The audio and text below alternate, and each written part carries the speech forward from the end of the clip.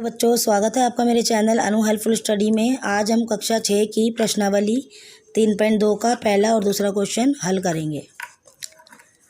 बताइए कि किन्हीं दो संख्याओं का योग सम होता है या विषम होता है, यदि वे विषम संख्याएं हों या सम संख्याएं हों। तो वो क्या कह रहा है, हमें दो संख्याओं का योग बताना है जो सम होता है, अगर वो या विषम होता है। यदि वो संख्या विषम हो तो या सम हो तो देखो इसको कैसे करेंगे। ये यदि संख्या विषम हो तो हम कैसे करेंगे, 7 विषम होता है और 5 भी विषम होता है, तो हमने इसका योग कर दिया। तो योग करके जो हमें संख्या मिली वो सम आई। तो दो विषम संख्याओं का जो योग है वो हमेशा सम होता है। तो एक एग्जाम्पल हमने यहाँ से ले लिया 3 और 7, इनका भी योग हमारा क्या है, सम आया। अब दूसरा उसने पूछा यदि सम संख्याएं हो तो आंसर सम में आएगा या विषम में आएगा।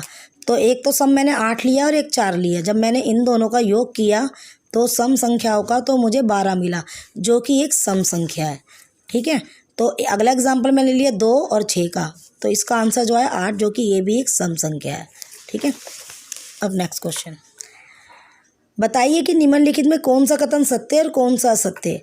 तो 3 विषम संख्याओं का योग सम होता है, तो 2 का तो सम होता है, क्या 3 का भी सम होता है।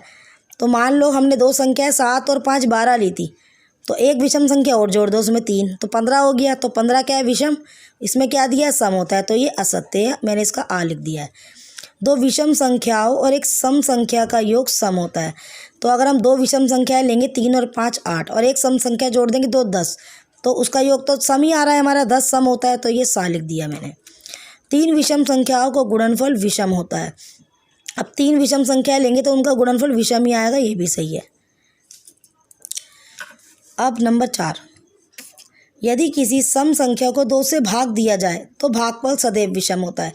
अब मान लो मैं सम संख्या मेरी 4 है और यहाँ पे लिखा है यदि किसी सम संख्या को 2 से भाग दो तो भागफल सदैव विषम होता है। तो 2 दूनी 4, तो मेरा भागफल क्या आ रहा है, सम 2।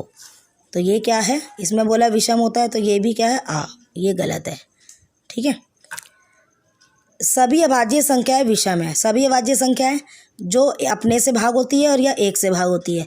तो 2 5 7, ठीक है, और 11 13 17, तो ये सब विषम है। लेकिन इसने बोला क्या सभी विषम है, तो नहीं, ये भी आए, क्योंकि जो 2 है वो सम होता है और वो भी एक अभाज्य संख्या है।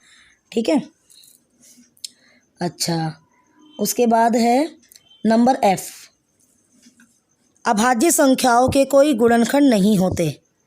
तो अभाज्य संख्याओं के गुणनखंड नहीं होते, तो जैसे कि 2 है, 2 का गुणनखंड वो खुद है और या फिर 1 है। ठीक है, और इसने क्या पूछा है, कोई गुणनखंड नहीं होते, तो नहीं होते, क्योंकि 5 का भी गुणनफल 1 है या फिर वो खुद है। तो इसका आंसर भी क्या हो जाएगा हमारा, आ। 2 अभाज्य संख्याओं का योग सदैव सम होता है। 2 अभाज्य संख्या हमारी कौन सी ले लेते हैं हम, जैसे कि मान लो हमने 2 ले लिया और 5 ले लिया।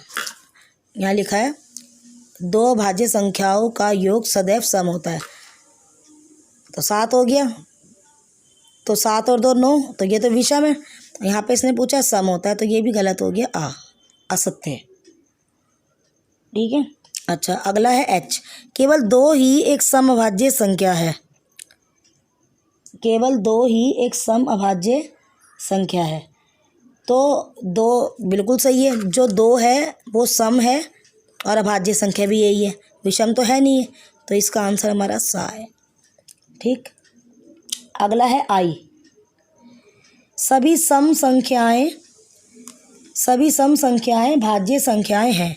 तो क्या सभी सम संख्याएं भाज्य है, 2 4 6 8 10 12 14, तो ये भी क्या है हमारा, 2 सम संख्याओं का गुणनफल सदैव सम होता है, तो ये भी हमारा सही है, सा। तो इसी के साथ हमारी वीडियो भी समाप्त हुई। थैंक यू बच्चों, मिलते हैं नेक्स्ट वीडियो के साथ।